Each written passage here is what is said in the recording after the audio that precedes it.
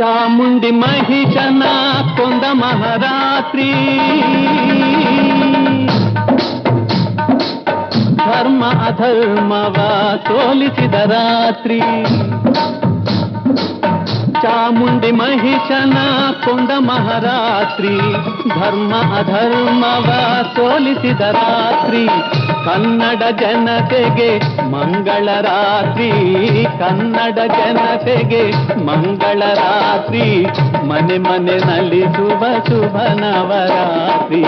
ಮೈಸೂರು ದಸರಾ ಎಷ್ಟೊಂದು ಸುಂದರ, ಚೆಲ್ಲಿದೆ ನಗೆಯ ಪನ್ನೀರ, ಎಲ್ಲೆಲ್ಲೂ ನಗೆಯ ಪನ್ನೀರ.